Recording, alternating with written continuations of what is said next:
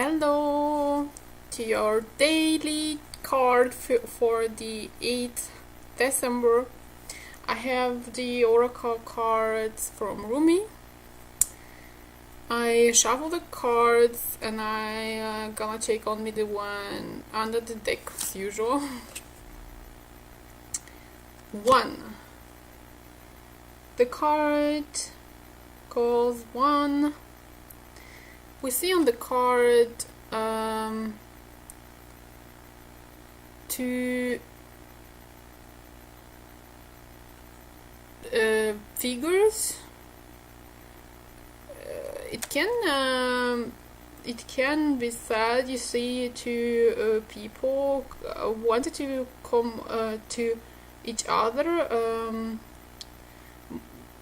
They are directed to each other. They are aligned to each other, and they want to be with each other so much. And you can interpret it as they may be in shadow and they want to be that light. They are actually already on the higher realm. That's what we see in between. Is that what they are in one? And that they're moving closer to that. But as you see, they're always in the direction to each other, inclined. This is their deepest desire and need, as always will be. This is the pool of their life and heart. Because they are one. How sweet. So then I want to read those cards for you.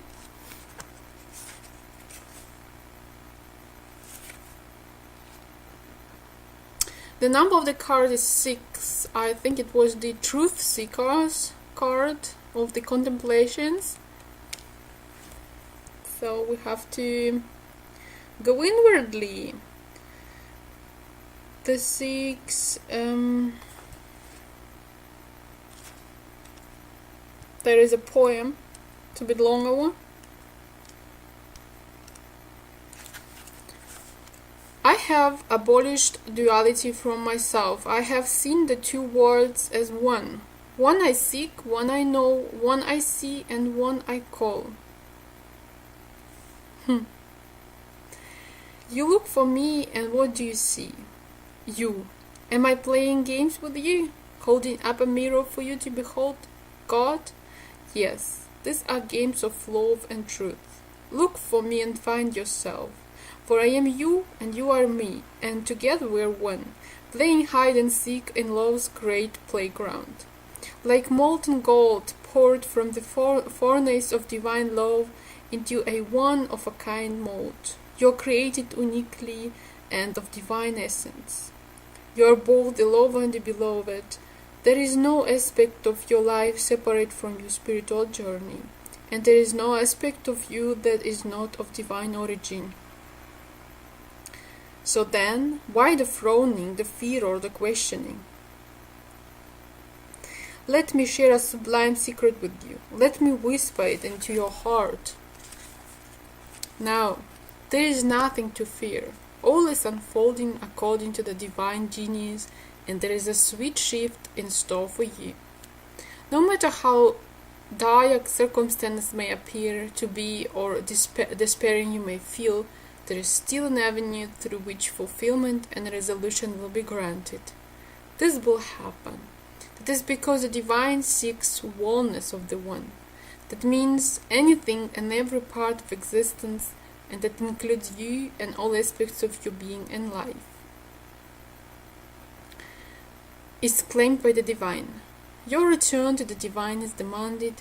Every part of you, every life circumstance, the divine keeps rigorous, flawless accounts. Therefore, nothing shall be left unaccounted for, not even that which seems to be outside divine attention and grace at this moment. You must remember that you are a living heart, the dweller at the center between heaven and earth, star and soil, light and dark, If you cannot summon the joy to rise up and meet the divine beloved, fear not. That cunning lava lies deep within the depth, waiting to gather you into sacred embrace as you descend to darkness. Either through flying or falling, you shall be caught and tangled up in divine embrace. So fear not. Cast aside worry and concern. Know that you are thoroughly itemized on the divine ledger, and not one moment of your struggle suffering shall miss the hawk-like gaze of the ever-attentive and heavenly beloved. This oracle comes to you with particular guidance. There is a friction or conflict within you or your life right now, a sense perhaps of being pulled and more in one direction and confusion because of this. You are questioning which path to take, this way or that. What if you choose this path and it turns out the other would have been better? But how can you know now what choice, if any, is most needed in your life?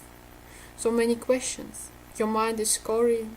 There is no other word for it. Backwards and forwards it goes, to and fro, trying to settle upon the truth.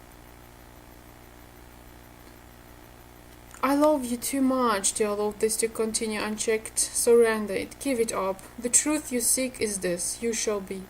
You shall manifest your destiny just as the acorn grows into the oak tree.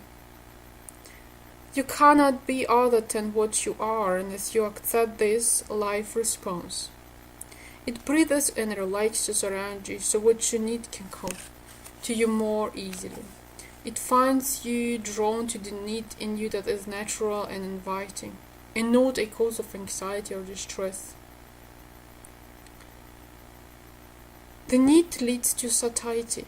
What is desired and what fulfills that desire is one.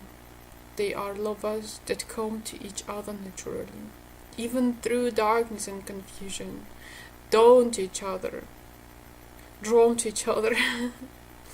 Following a natural course of the universe to become one.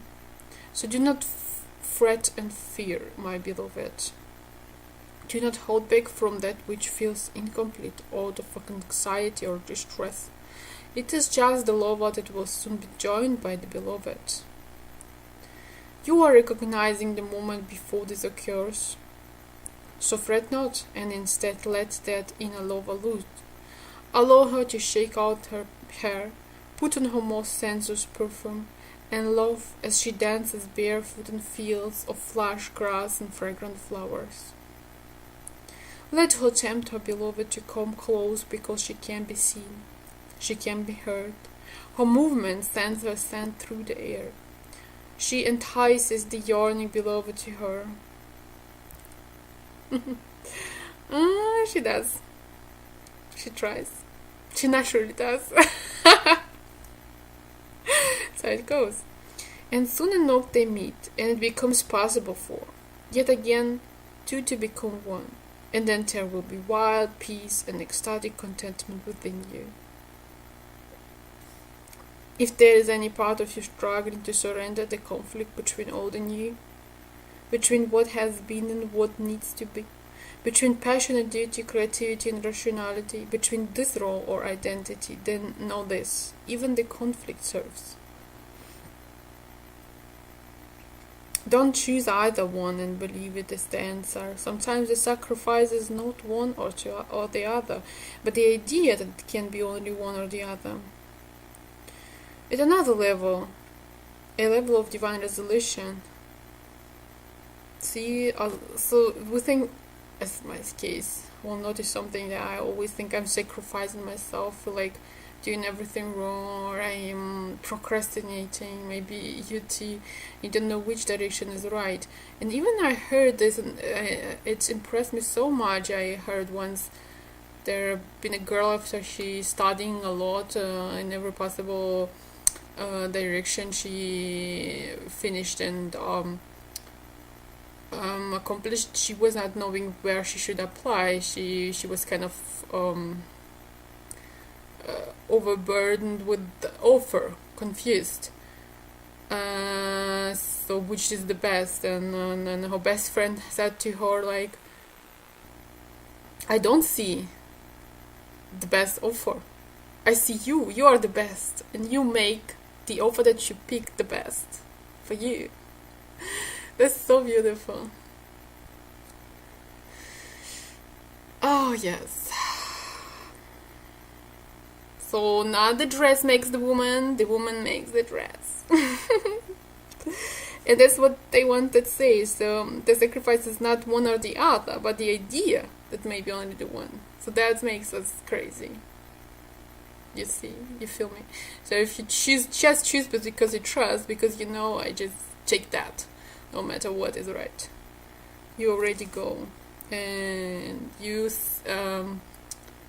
saved so much lost energy in you. So at another level, a level of divine resolution that is beyond the apparent polarity and conflict, a third way, the rising up to where there is only one perfection taking place constantly. Open your heart, you will find the bridge to understanding and trusting in that perfection there where it has always been and will always be. Don't worry, all is happening exactly as it should. This oracle brings you particular guidance. No, one more. Good. There is a resolution and a perfect coming together of elements in your life that might have seemed disparate or in conflict. Something you have been trying to integrate is so very nearly ready to click into place. Perform the secret honoring ritual and stay with your process. The coherence, the integration, the balance and coming together you seek is on your horizon, approaching you swiftly now. How sweet! So place your hands at your heart and say aloud, Rumi, who loves me unconditionally. I gaze into my heart and you are there. I gaze into your heart and I am there. And see my own face. We are one. This oneness and contagious. May it swiftly affect every aspect of my inner world, so that my outer existence aligns gently with perfect harmony with the great divine beloved. You and I are one with the perfection of divinity unfolding, now and always, through grace and my own free will, so be it.